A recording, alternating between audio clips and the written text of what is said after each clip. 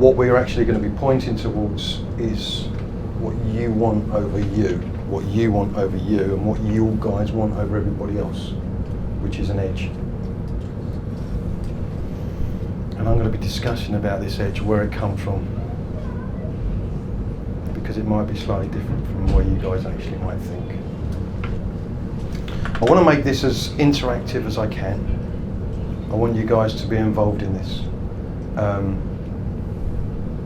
So I'm actively encouraging you to ask questions, to get involved in this. This is important. I don't want anybody to sort of sit here and then think about it afterwards. Why didn't I ask that? That was important, or that's something that's been playing on my mind.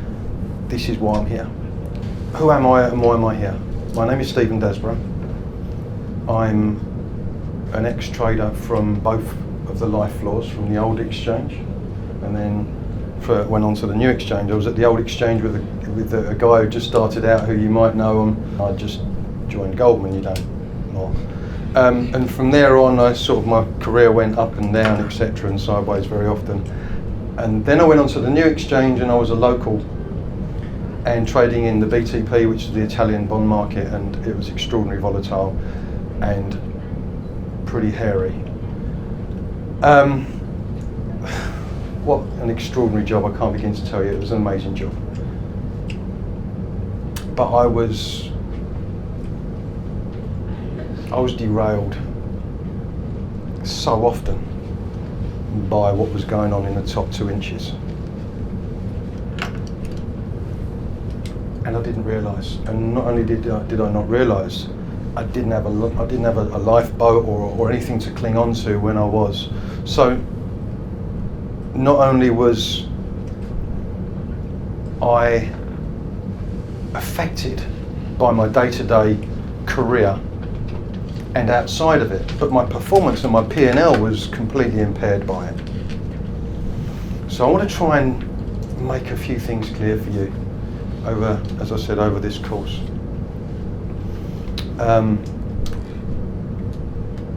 So the floor closed down, as you guys would probably realise, hence you being here and being screen traders.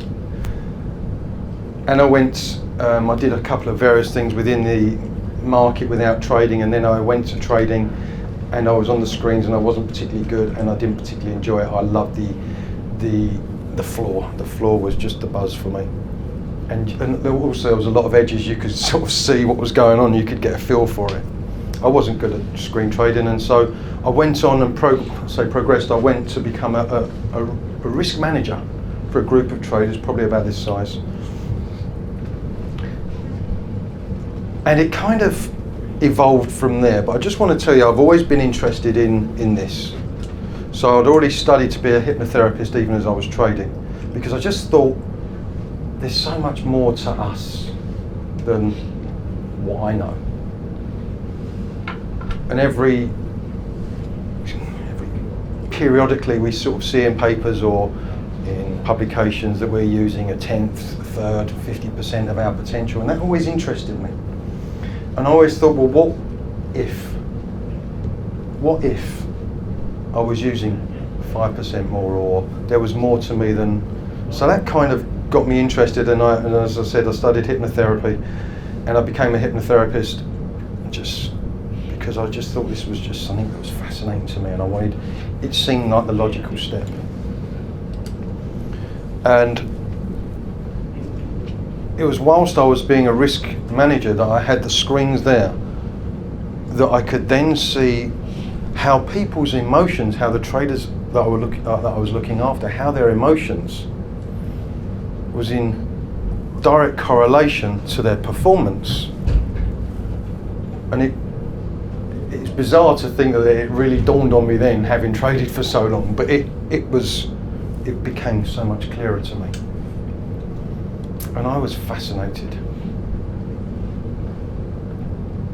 And a guy came in, and I got a letter from a guy who was a coach, and he says, can I come in and talk about some psychology work with your traders? And I was a bit cheeky, and I says, of course you can, but I was interested because I wanted to know myself. And he and I became friends, and he went away, and I kind of thought, I wonder if there's a business for me here. I wonder if I went away and just poured myself into getting a greater understanding of this and my understanding of trading, if I could marry the two. And so I did. I went away and I studied. And I studied for a very short while, but I gave myself a bit of a challenge, and it was go out and try this for 6 months. See what you can do. See if there's a business there. And that was 9 years ago, so I've been pretty fortunate. And I want to share with you guys what I know. But probably more importantly than what I know is what I know that you guys possibly don't know. Is what's already inside of you. I suppose the word that comes to my mind is dormant, the dormant potential that lies inside of all of you. So that's one of the key things that I want to unlock, is your potential.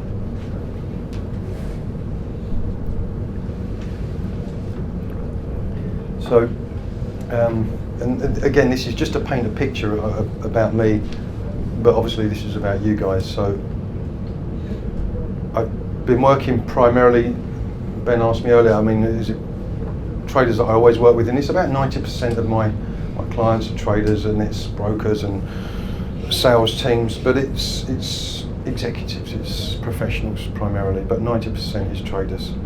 So everything that I've got, and it might only be a grain of sand, but everything I've got I want to share with you, because I want to help you to be the best you can be.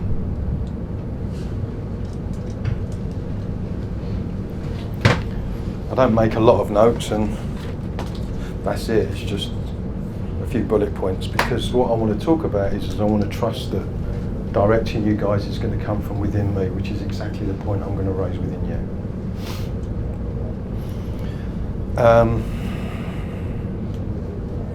Yeah, the first point I've written down is how to get the most out of this course. Now, I wasn't completely clear, but it's become clear now, and that's fine, that there's a number of established traders in here. Okay, so that's fine.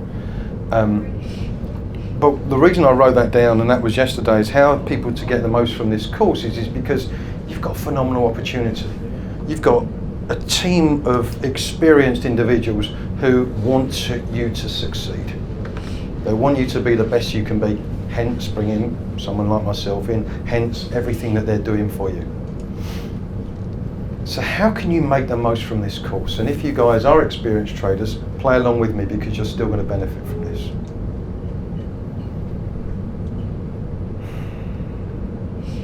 How can you get the most from this course?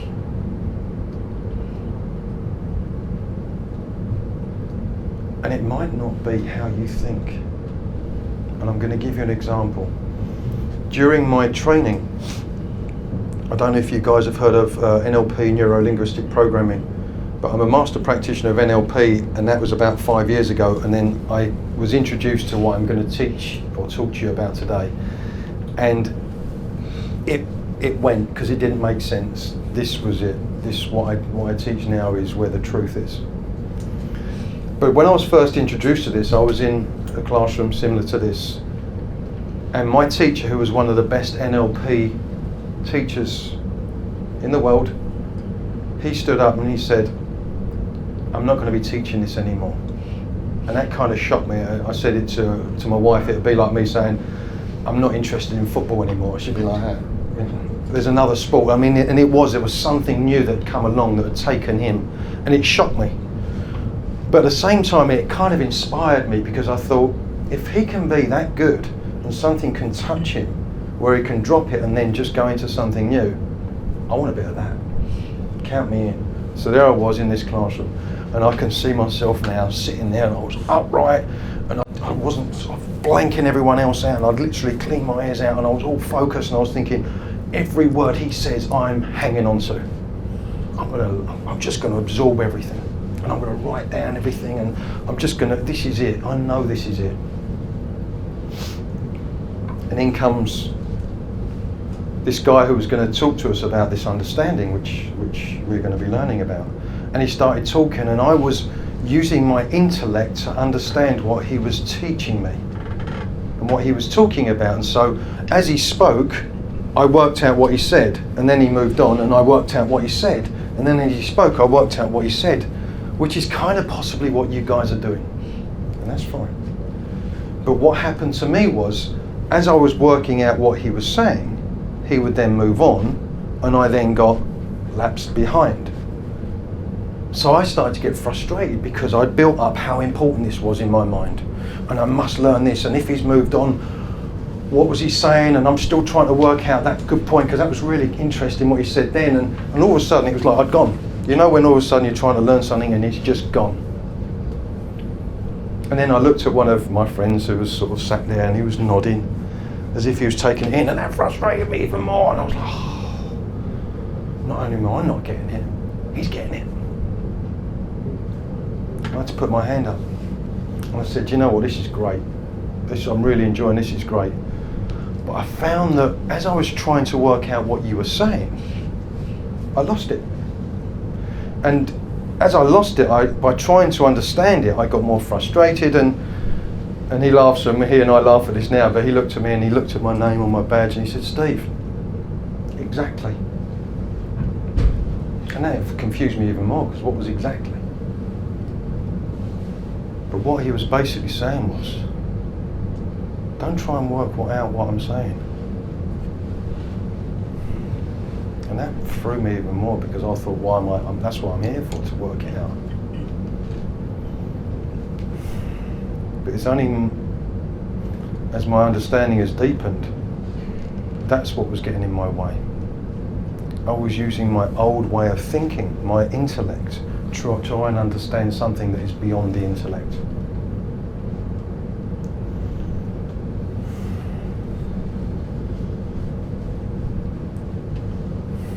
What I'm going to be talking about this morning and ongoing is going to be itchy. Let's use the word itchy to some people. It's going to be uncomfortable. Because like me, you guys are sat there trying to work out what I'm saying, because you know it's important, it's the psychology of the markets, it's really important, and it's the edge, he said the edge, I want the edge, and how do I get the edge, and I need to... So I'm going back to what I said earlier. How do you get the most, excuse me, how do you get the most from this? But how do you get the most from this course? And this is what I want to point to at the very beginning. I remember having a chat with Daniel recently, and I'm sure Daniel will vouch for it, and he was sort of like, it's quite interesting, but I haven't got a real clue what you're talking about. And that's what it kind of is at the beginning, because it was the same for me. And it is kind of like that. It sounds interesting, I kind of get a little bit what you're talking about, but if someone was to ask me what he said, I wouldn't have a clue.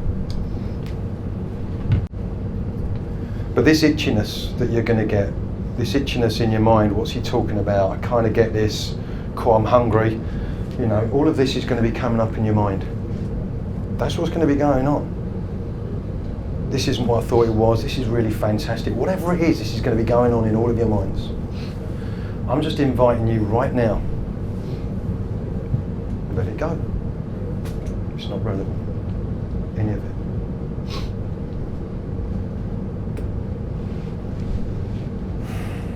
So how do we get the most from this?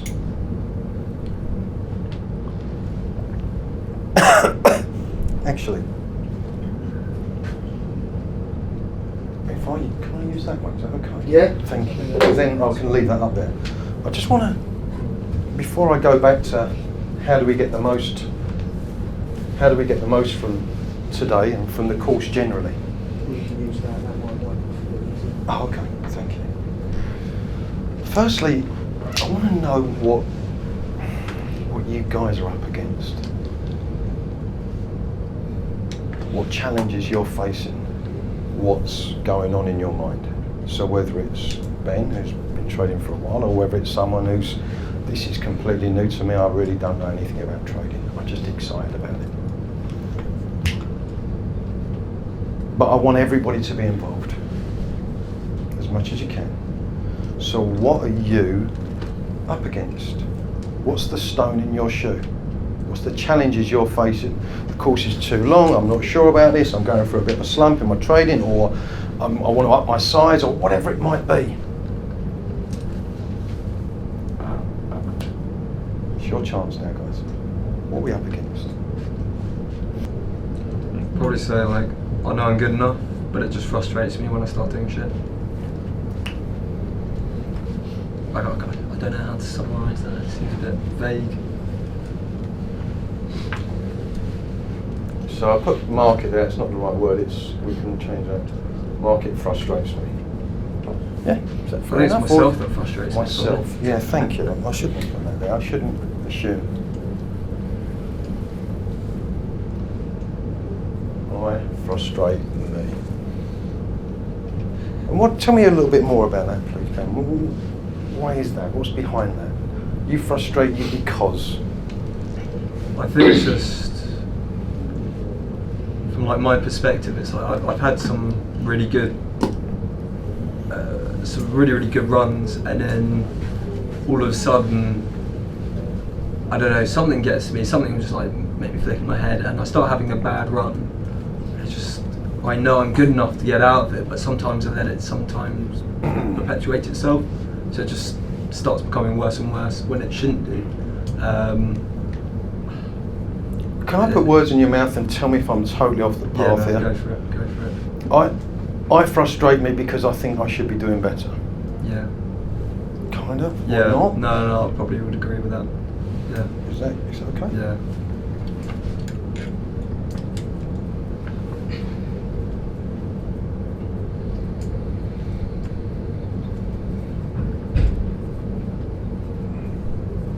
Now, I really appreciate it, thank you. I'm sure that line can resonate with all of us at some stage, regardless of this room and where we are now. But thank you. What else? What else are we up against? Poor start to the day. I'm sorry? A poor start to the day. Great, thank you. And can you just tell me a little bit more about that, what you mean? So for me, I see it as like quicksand. If you have a poor first few trades in the first few hours, it can lead you on to... Brilliant. That's a really good point, and it's a real common one, so thank you. What's your name? Ross. Ross, thanks very much.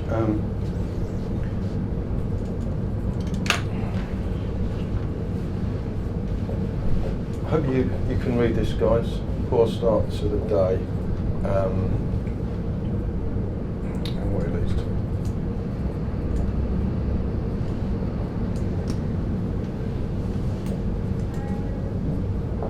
What else we got, guys?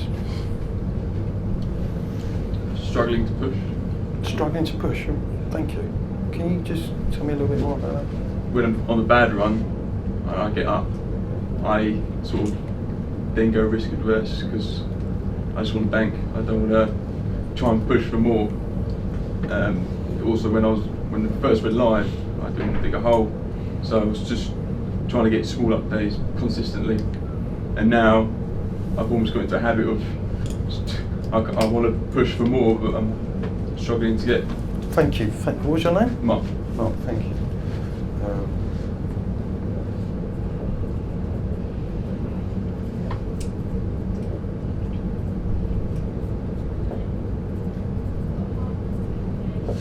Can you guys read this at the back? Is that okay? Yeah.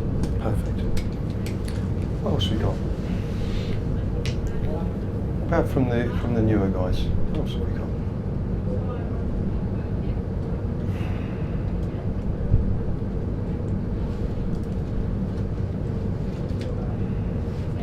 The new ones. I'm sorry? You Yeah, from the newer guys. Yeah, I'm one of the new. Well, thanks, Alan. We have started like a few days ago to have a look at the ladders, the trading ladders. I don't know if I'm familiar with the trading ladders. Okay. And every time that I look at those ladders and I put a trade, the thought that comes to my mind is, how can I manage my risk? That is, how can I manage my losses? Okay. And I think when I get that point, I will become profitable. How can I manage my losses? My losses. Yes. Okay, thank you. Shall I shall I wait this extra tick to go in the wrong direction, or shall I close? Yeah. You know, because it might go back. When it's this threshold, where should I stop? I really appreciate it. It's such a good point. Thank you so much.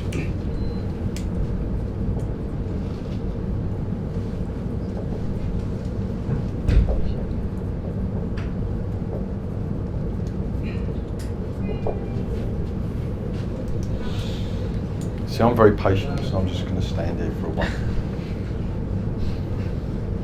I'll throw one in the mix then. That's very kind. Similar to Ross, I guess, is that you can have a fairly good start and make a number of profitable trades. Yeah. And at the moment we're doing spreads with no real stops, and you can lose some of the profit you make, which is disheartening sometimes. So they're trying to battle on really. Can you tell me more about that? I'm trying to get that clear in my mind. Well, it's just frustrating when you've made money in trades and you've got another spread on and it's not going your way, and you see those profits just. So you just want to have winners all the time. Well, Is that right? Is that, no, that's good. Okay. Let's face it, it would be handy. Wouldn't that be great? Okay, so the changes in your P&L has a bit more of an effect on you than you'd like. Yeah. Is that fair? I think so, yeah. No, please tell me if I'm wrong, if that's what you're not what you're It is, saying. because you tend to know what you have achieved. Yeah. Okay, So all of a sudden it's money in the till, and then all of a sudden you look down and the till's empty or there's less in there. Yeah, thank you.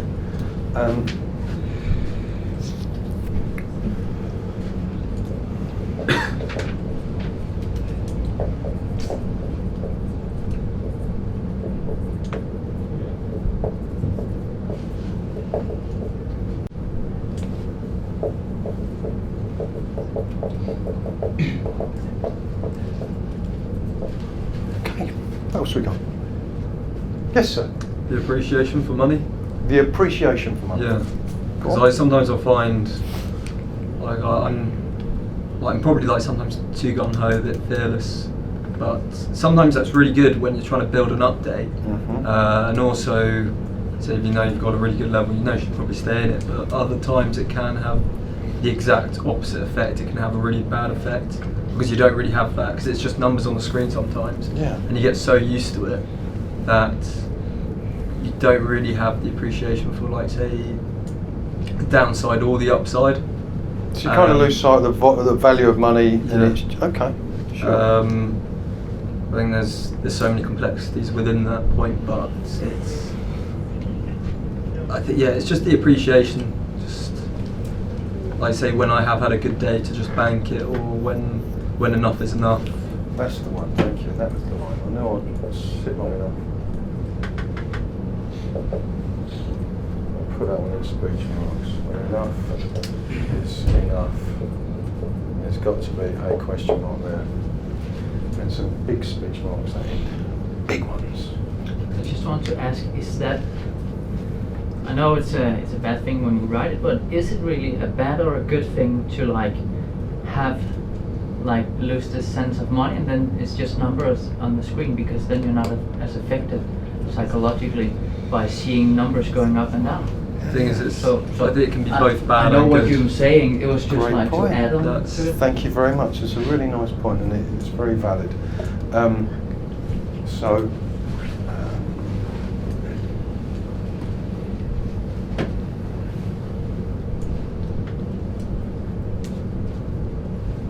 Okay, I'm going to take that more as a point, but I think what I'm going to be talking about is going to cover that. If it doesn't, kick me or something, throw something at me. Yes, sir. I think when I'm having a bad spell and lack of confidence, I reduce my size too easily, even though I know I shouldn't. And then of course you have like a winner on small size, Yeah. and it's just, you know, I know that it's wrong, but I do it too easily. Yeah.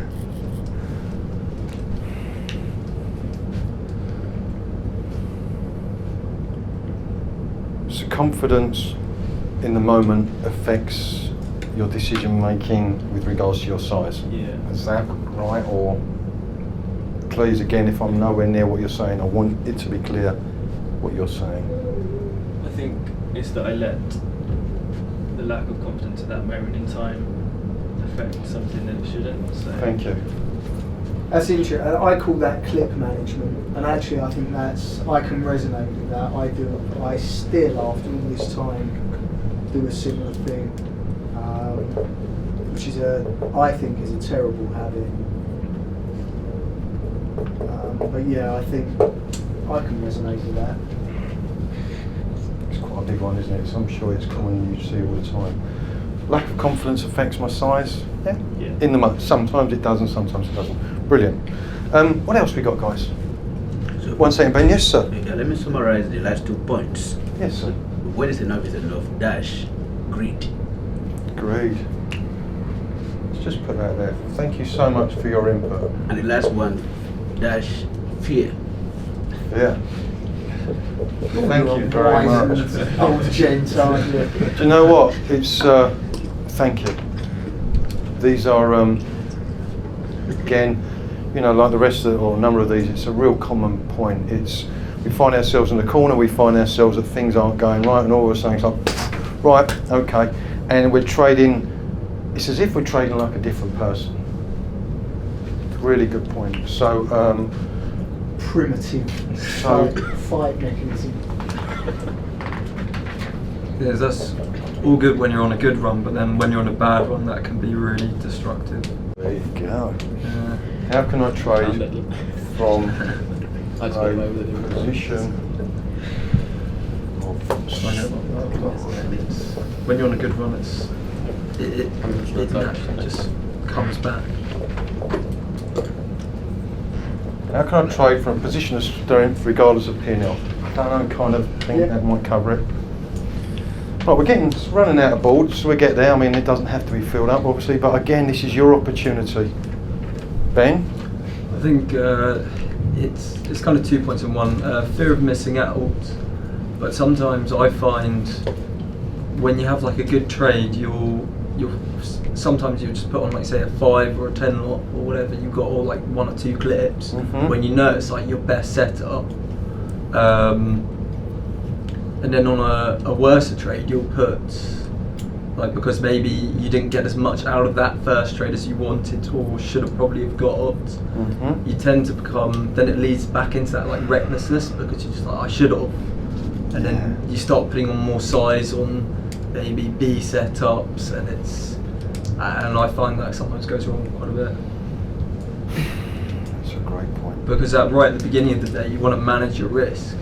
So you have all of these bread and butter setups, and you just want to manage your risk properly. I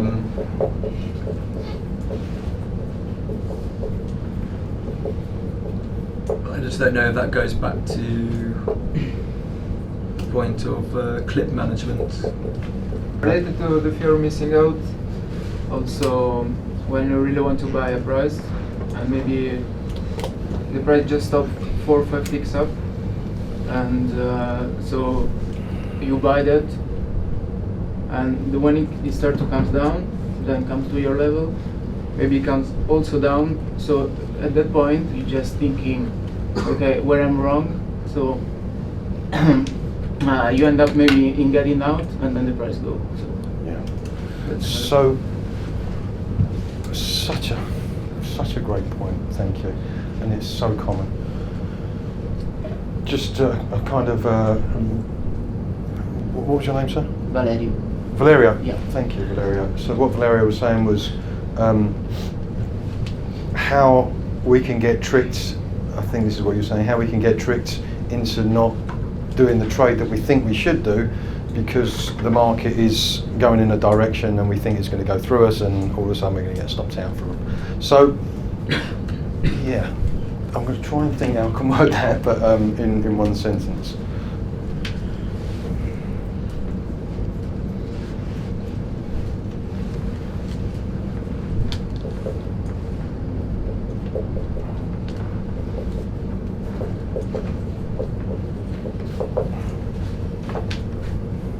Or taking the trade. So all of a sudden it's 16, you know, we've really fancied 16 bid, we really fancy, that's a great level. and the market starts coming down and it's 20 bid and then it's 18 offered and it's 17 trading, all of a sudden it's like, whoa, I bought my 16 bid, it's on. So all of a sudden we kind of getting in our own way. We're going to be talking a lot about that. Thank you. Again, I'm sure everyone can relate to that. So A couple of things actually. One is if you have, because it was mostly the price ladder, so we have a level and we say, okay, I'm gonna buy here, and if the price goes fast to our level, we get either scared or we take it, we go like 3 ticks offside, which is nothing, 4 ticks, but it's really aggressive. So we say, oh, where did I get out? Maybe I should get out now, and it was just the low and it goes up. And can I add another thing as well? please, I'd love that. If there's a strategy, like we have a specific strategy, specific stop, and specific take profit, and we go on side, and we say, oh, I'm on side, okay, maybe I should get out fast because I've seen sometimes coming back to my face, which is kind of like that. Yeah, it's a really good one. Thank you very much. So, not taking the correct profit, would that be right? Yep.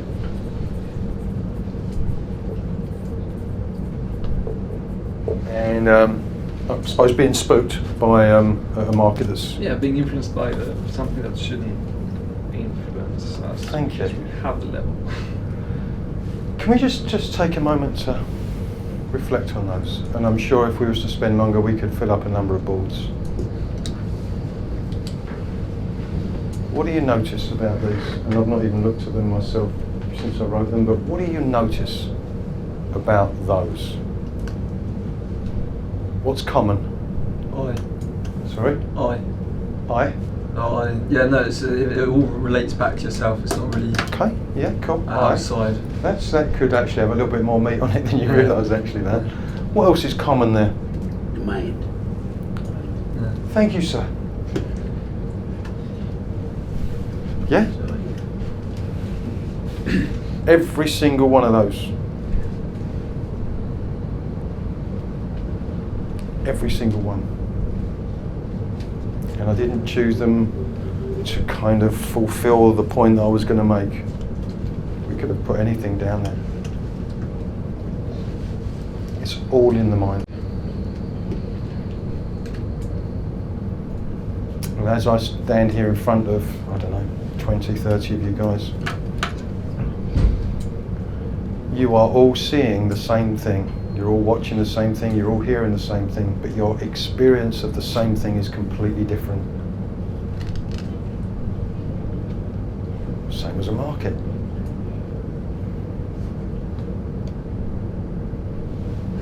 Hundreds and thousands of people are watching the same thing, and yet they're all having a different experience. And I want to help you guys to tap into something, as I said right at the top of the hour, that's the potential that with inside of you, that when we start getting out of our own way, something replaces that. A greater, deeper intelligence, which is what we're going to be talking about, which is the whole hub of what we're going to be talking about. Has anyone got any questions firstly on any of these?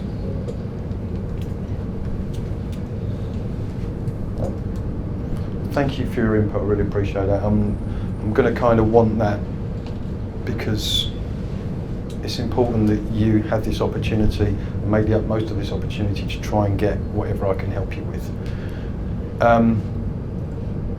What I'd like to talk about, which is, as I said, goes back to one of the first things, is how can you get the most from this course? And for the guys who trade and don't go on the course or aren't going on the course, how can you get the most from this moment forward?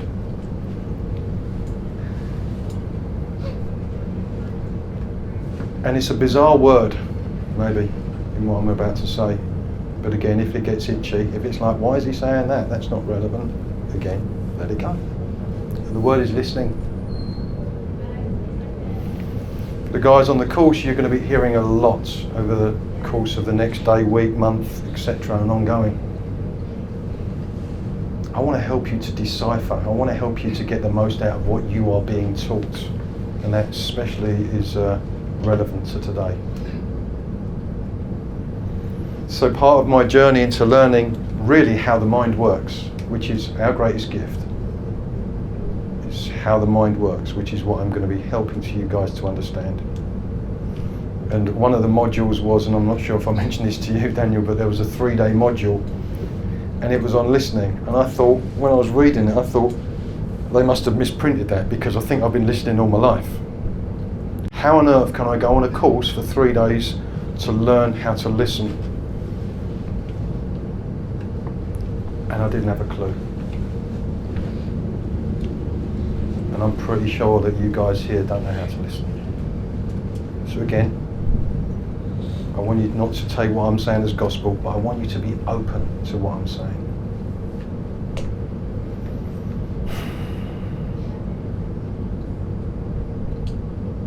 So how I used to listen would be if I was working one-to-one, or if I was working with a group, if I was listening to what you guys were saying, I would have been thinking about that and how's that relevant. Or if I was coaching you and I'd be saying what's going on, I could be thinking, oh, you know, it doesn't seem to be really getting much from this. Why am I not, you know, this should be working. I really want to help him. This could lead on to other things. Or, oh, he says he doesn't want to see me anymore. He thinks that he'd like to, you know, continue on his own.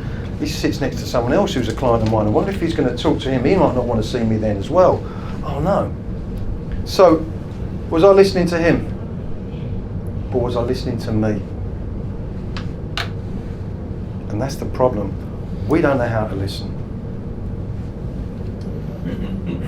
We have such a misunderstanding of how our mind works that we don't really get the juice from the squeeze of this extraordinary potential that we have. And listening is very, very profound.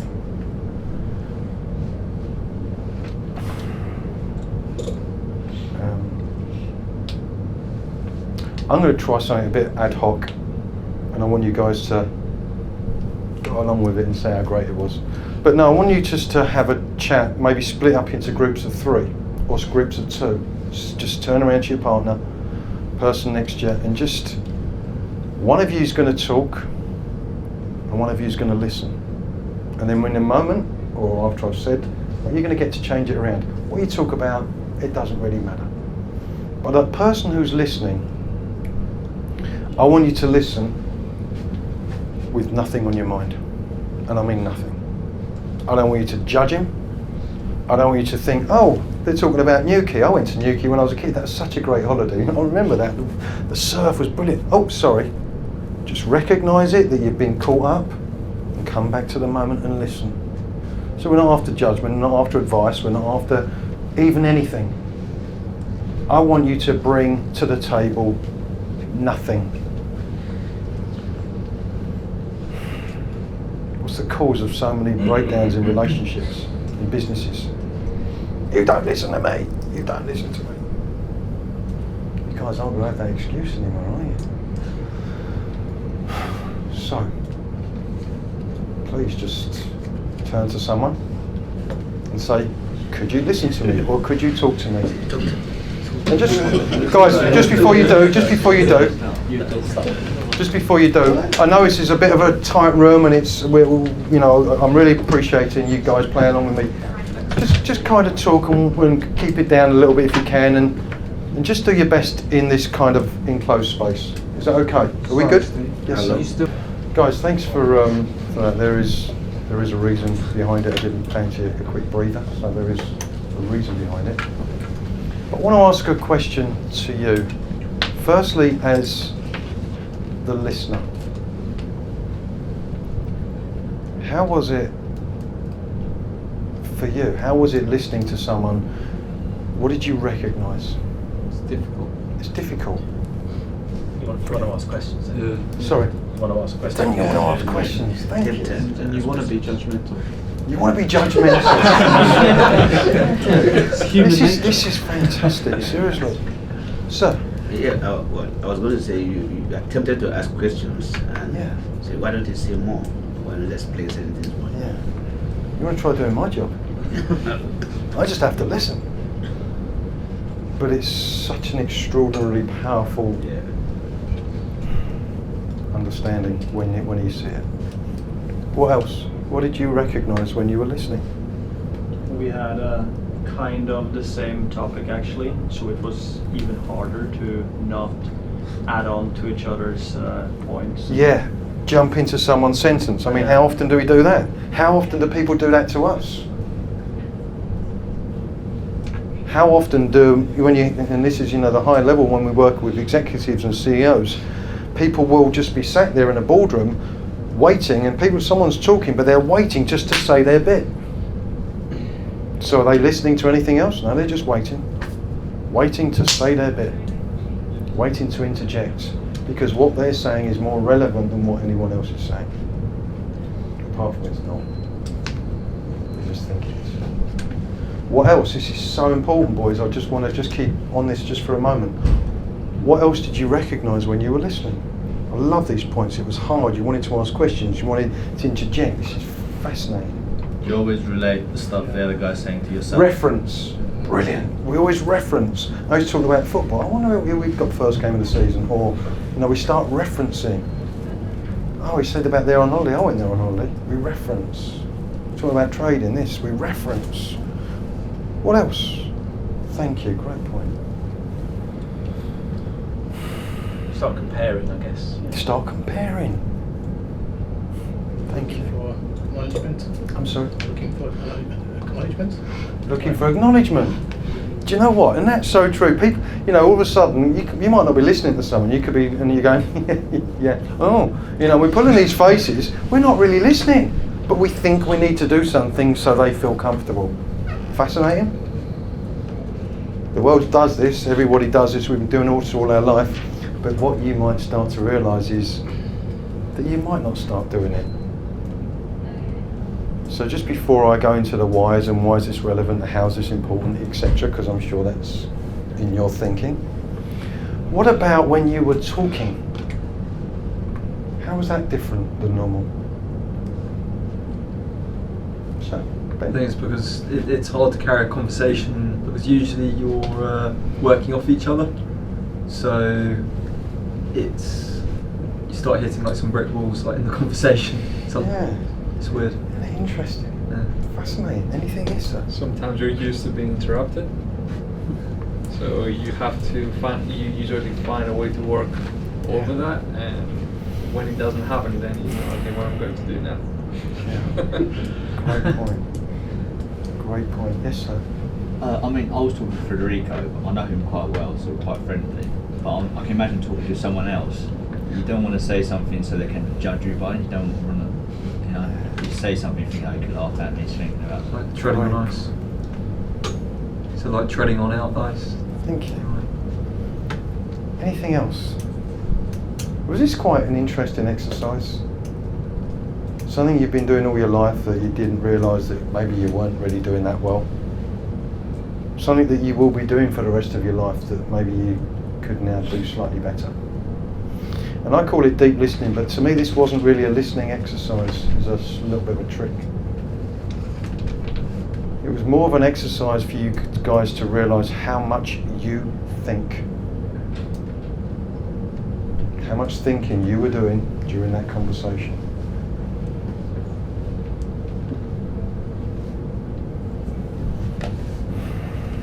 Because that's what we do, we think. And we think a lot. What's all this about? Is there anything in there that doesn't involve thought? In natural fact, some of those points there down to overthinking. I'm 15 bid, 15, I really like this, it's a great level, I've checked it seems really good. Oh, 16 offered, I'll pull that. Yeah, because what happens if it goes wrong? Well, it went wrong yesterday, it could go wrong today, I can't really afford to do that. How much of this is down to overthinking?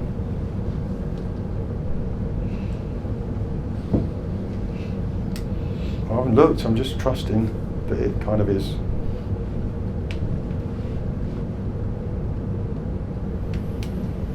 So that wasn't really a listening exercise, guys. It was a listening exercise, but there's so much more to that. You might think, well, hold on a minute. I kind of work on my own and I don't really listen to other people. But yeah, great point. So this is going to help you to have a richer experience from this moment on with every conversation you have, because you might start to listen with less on your mind. And the more that you have less on your mind, the better you do.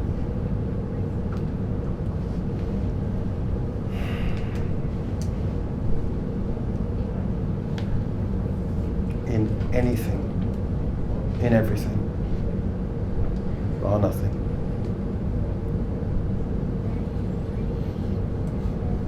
Just even now coming back from that exercise, I can sense the room's calming down.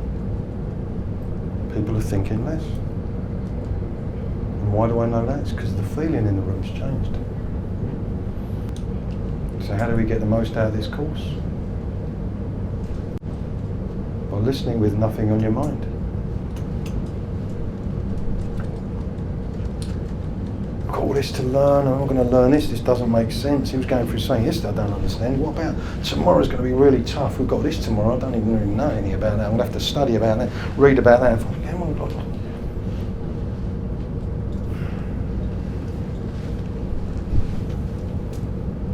Restricts us.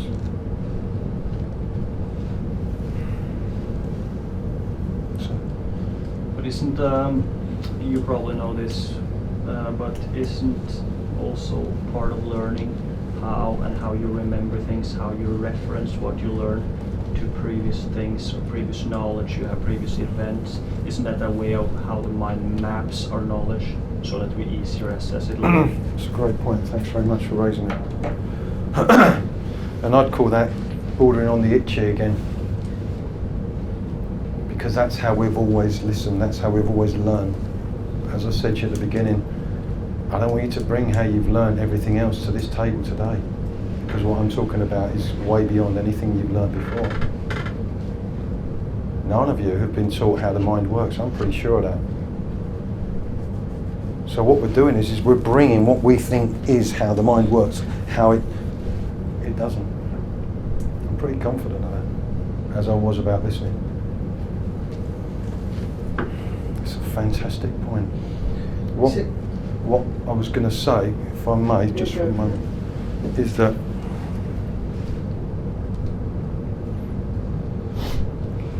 we believe that experience, everyone talks about experience and how helpful experience is.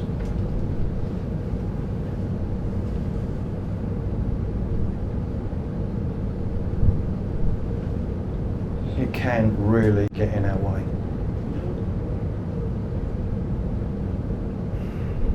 I'm going to kind of try and make sense of everything that I'm saying.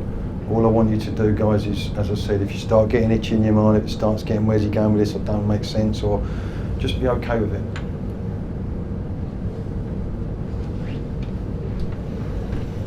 But as our mind starts to quieten down, we start to do better. And the only thing that gets in our way, in everybody's way, by nobody, is insecure thought.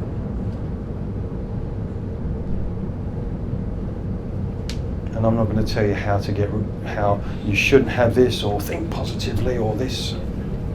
I'm going to show you what's behind insecure thought. We're going to go right to the essence of it. Are you still going to have insecure thoughts? Absolutely, I can't do nothing about that. It's how seriously you take your insecure thinking. What's all this? Every single one of those is insecure thinking. Do I get insecure thoughts? Absolutely. What's the problem I'm up against? Is when I start believing my insecure thinking. That's all the world's that's all the world is up against. You think of a problem in the world right now, you think of a problem that you're up against. Just ask yourself, is there insecure thought somewhere in there? So, there's a randomness to thought. There's a randomness. It's 19 minutes past 11. No one has any idea what they will be thinking at 21 minutes past 11. because there's a randomness to thought. Can we all kind of see that now? Kind of get that? That you might walk into the trading room, or you might go to lunch, and you're going to think, well, I'm going to be thinking of lunch. Well, you probably are if you're going to lunch. You might do, but what you think about lunch is random. You might walk back in there and sit at your desk. You're going to say, well, I'm going to be thinking about trading because I'm going to be sat in front of yes, but what you think about trading will be random.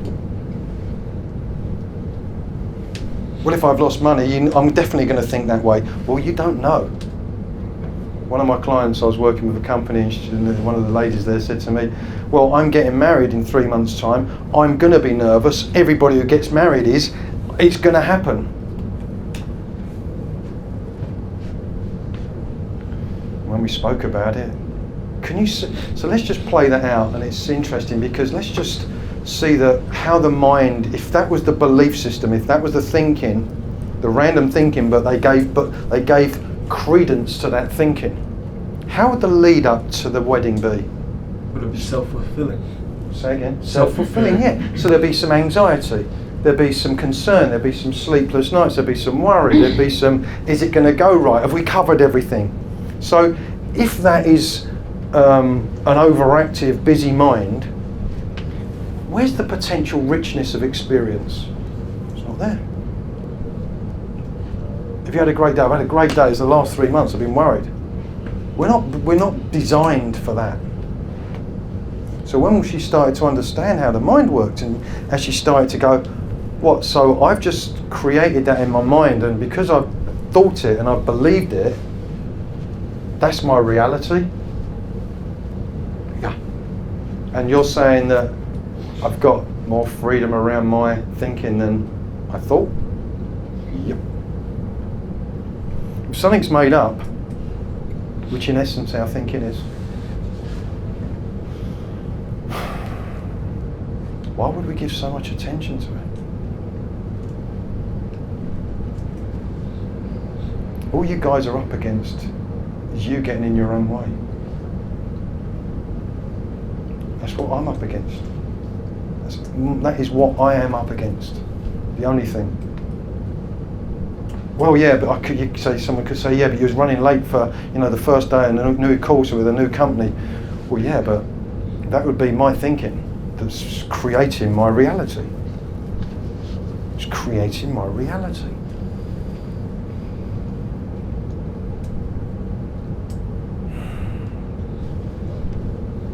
How's everyone doing so far? Are we okay? Good.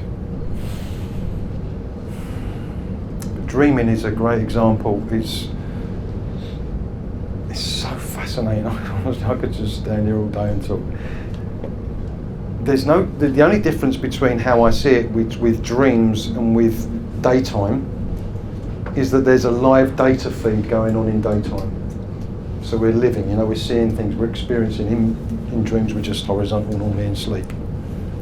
But the same thing is happening. There's a randomness to what's going on.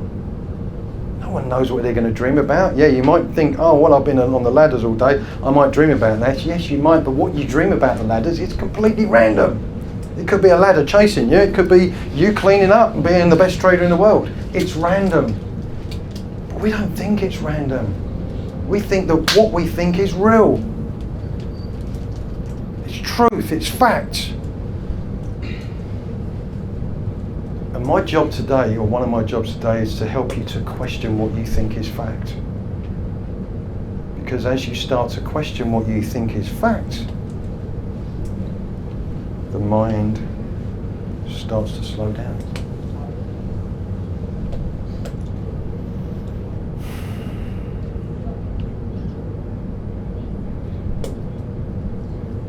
And when the mind slows down,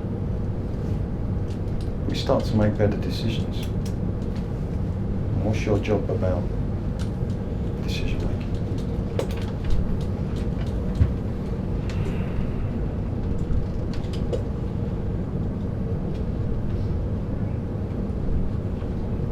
I had a good idea a minute ago where to take this, but it's gone, so I'll have to trust it will come back. As my mind quietens down, hopefully it will just come back.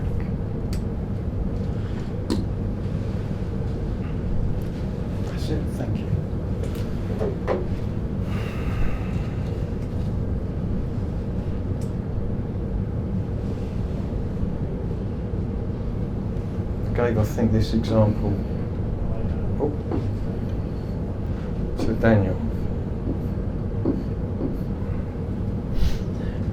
So my mum, bless her, my mum said to me about 18 months ago that she was worried. And I said, what are you worried about, Mum?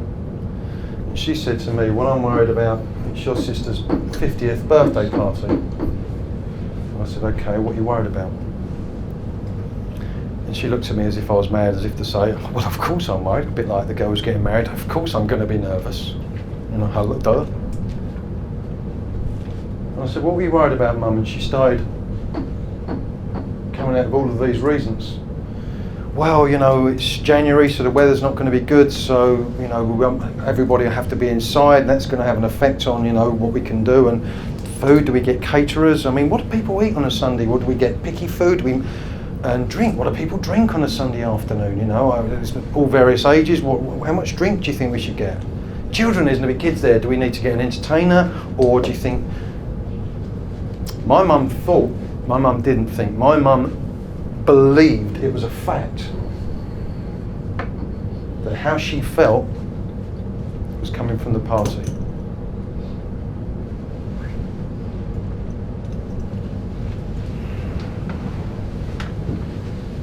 It didn't. It never did, and it never ever will. How you feel right now doesn't come from this room or from me. It only ever comes from you. Because we are always and only ever feeling our thinking.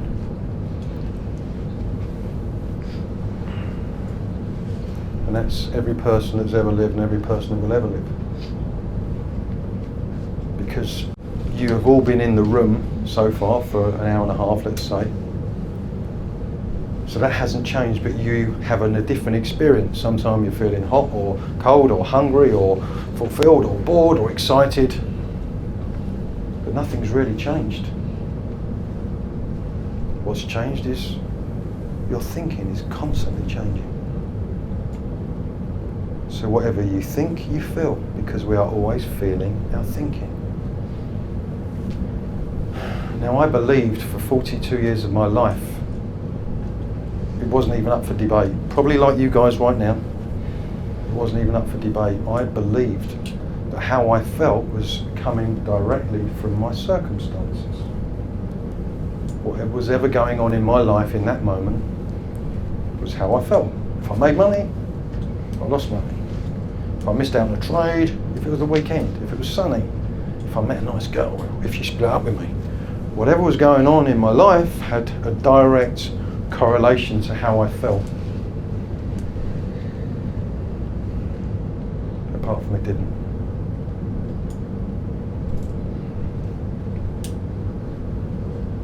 Tough to get your head around this, and as I said, I just want you to be open. Don't need to believe a word I say.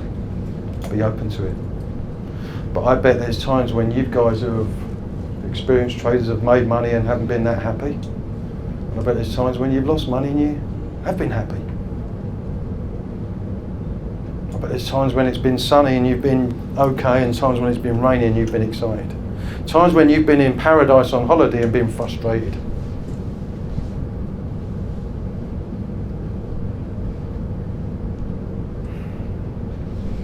Nothing on the outside affects how we feel. It's thought created.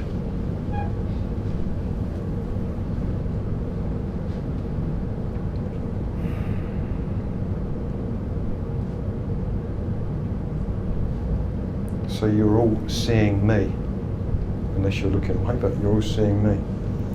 But whatever you feel will only come from what you think. So you could all be looking at me and you could be thinking of lunch, you're going to feel hungry or full up, or you're going to be thinking, wonder what figures are out, and everyone is going to experience what they feel, not what they see.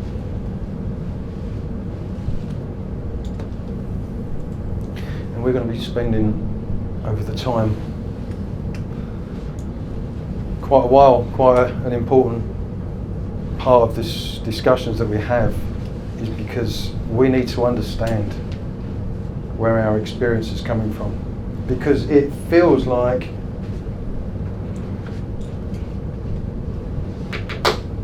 my frustration is coming from I should be doing better. Poor start to the day, so I've had 2 or 3 losers. I'm feeling a little bit nervous, worried, anxious, and it seems like it's coming from the first few trades. Very convincing it does. I want to push on, I want to make more. How can I manage my risk? Seems like risk is the one that's causing me the anxiousness or the ups and downs of the P&L. When is enough enough? So right, if I made £2 a day, that's brilliant. If I made 10 grand, that's amazing. But when's enough? So it's that's making me feel happy or anxious or like I should be doing better. It doesn't come from there, guys.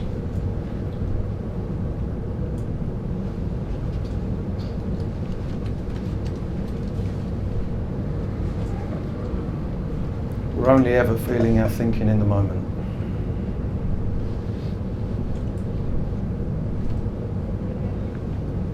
And the more, and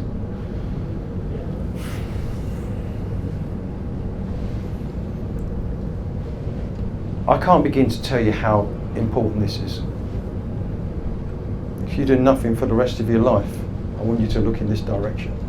Nothing. If you never see me again or hear from me, I want you to look in this direction. Where is my experience really coming from?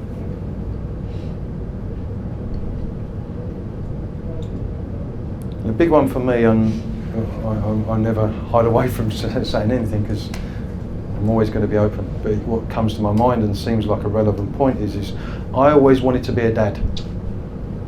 Even when I was a kid, I wanted to be a dad. I just always wanted it. And somewhere on my radar somewhere, I thought that if and when I become a dad, I will feel complete.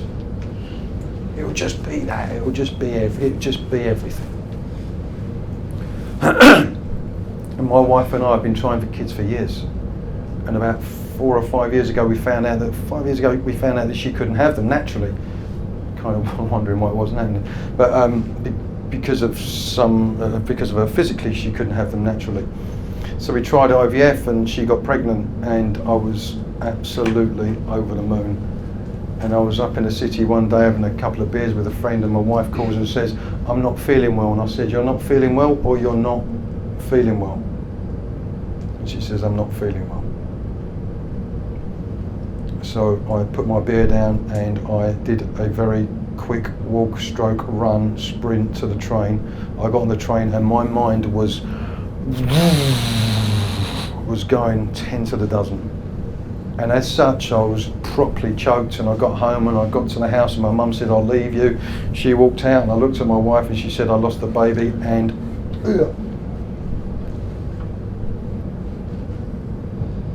we cried for about the next 3 hours.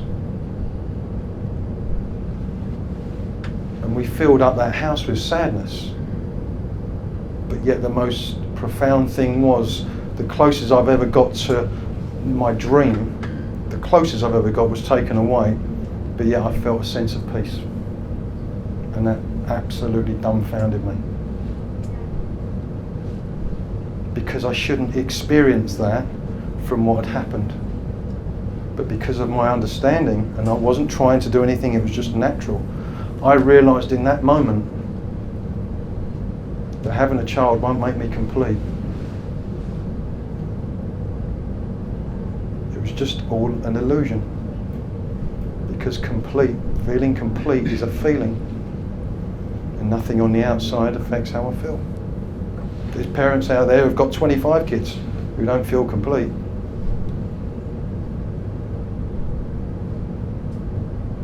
Because it doesn't come from children. It doesn't come from money. It doesn't come from the weather. It doesn't come from any of these things. It doesn't come peacefulness, doesn't come from lying on a beautiful beach, and anger doesn't come from being held up on the M25, and frustration doesn't come from being in the toilet when a big trade comes. It all comes from within. And as we start to really start to see that, not see that, but when you start to see that in there, the game changes. Because we then start to experience ultimate accountability. Because it can't be the bun that's pissing me off, it's impossible. It can't be the fella next door who's shouting and screaming that's making me, it's coming from within me. And that is ultimate accountability, because I have nothing to blame. I could have blamed the traffic jam, or why didn't I get up earlier for being late today. It's come down to me. I could blame the market, or I could blame my wife for not being physically well enough for us to have children. I could blame what happened, but it's coming from within me. It only ever is, and it only ever was. The market cannot frustrate you. It just can give you the appearance that it's coming from the market. Market's neutral.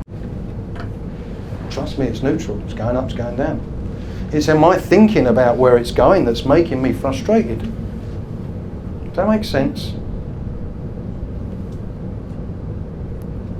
I saw noddings. I want people to say that's crap if you believe that's where you are, because this is so important. Because what happens is the more we understand the truth where our experience is coming from, the less we have on our mind. The less we have on our mind, the better you do. Everybody here on some level would agree with me, I'm sure, that a clear mind is more efficient and effective than a polluted, busy mind. Yeah, we all agree with that. If anyone says no, I don't agree with that, because again, I'd love to hear. Yes, sir. So what you're saying is the whole world is neutral, and you should always turn the other cheek, because the world is just neutral. So why interact and why get bothered, and then so just do nothing because the world is just neutral. Well, that's a really good point. Everything is just neutral. That's, to me, that sounds like you've heard something, because what followed on from what you said is interesting, but what you said is so true. Everything is neutral. Being in this room right now is neutral. Now, how you feel about it will all be different. Some of you will be excited, bored, hungry, frustrated. What's he talking about? Yeah? But it's neutral here. The market going up and going down is neutral. It's my thinking, it's the fact I'm long or short that's making it lose its neutrality. Me being late for this course today, it's neutral. But if I got frustrated, annoyed and angry, that's coming from me. Everything is neutral. That blew my mind when I saw that. It's me that's making it lose its neutrality. Me not being able to have a kid, it's neutral. But how I feel about it will only come from thought. Does that kind of make sense? Yeah. How are we getting on, guys? I'm presenting some pretty intense stuff here. How are we getting on? Any questions? Any thoughts? So about neutrality, we should put ourselves outside of the situation to be able to assess it properly. Because if, for example, I wasn't a trader and I was, I don't know, a doctor, and someone talked to me about trading, I wouldn't care less. So if I had a trading strategy to implement, I would implement it in a specific way because I couldn't care less. So is that kind of what you're talking about neutrality? Well, does that kind of make sense to you? What you've said to me kind of does make sense. Yeah, if we get ourselves outside of our spot, then we might be able to see it more clearly. Yeah, so what we were talking about earlier is how much we get in our own way, yeah? So what we're saying is what I heard you say is you kind of, the more we see this, the more we get out of our own way. Yeah, it affects us more because we're more involved into this. Yeah. Like, for example, it's really unfortunate. Yes. Yeah, the more we're involved in it. Absolutely. What are all these things apart from expectation? Thank you. I was thinking about that today. Fantastic. Thank you. Expectation, how well I should be doing, what the market should be doing. You know, what size I'm trading compared to what size he's been trading. He's been trading less than me. I should be trading bigger size than him. Look at that. Look at what it's doing to you. Would you say like be better to like look at yourself almost like in a third person kind of perspective when you are trading? I don't know. It just sounds like an abstract construct. Thank you. Well, the thing is that was what I believed as well. This is some sort of concept or some sort of belief. I'm pointing to the truth. Pointing to a truth of where our experience comes from. So as soon as we think it's a concept, it's up for debate. Again, I don't want you to believe it's the truth. I want you to play around with it. Nothing changes that much. It's changing is the way you're thinking around it. This building, this Woking, your girlfriend, your mates, they don't change that much, but your experience of them changes. Why? Because our thinking is constantly changing.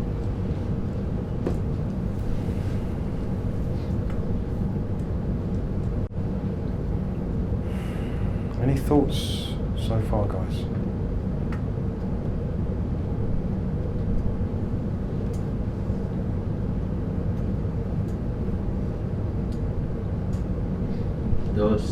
The experience of another person, especially negative experience, affect you after that. I mean, you just depressed me by your story. I just felt depressed just by your story. How does that, how do I deal with that? Great point. All of a sudden, that's such a good point. How do we then deal with that? Yeah, I mean, that's such a good point. Yeah. How do we deal with listening to my story, or how do I deal with it? Yeah. How your story has just affected me. Yeah. So isn't it interesting? There's a great example of thought. This gentleman wasn't involved in my experience, but his thinking was playing a story out. He was visualising it. He was seeing it. And watch what happens. Our experience is brought to life via our senses. So all of a sudden you start thinking, I've got a lack of confidence, that affects my size. You start thinking that, your senses are brought to life. All of a sudden it's like, whoa, I really need to up my size, and where's my confidence gone? And why am I not, I was confident last week, and why is my confidence gone?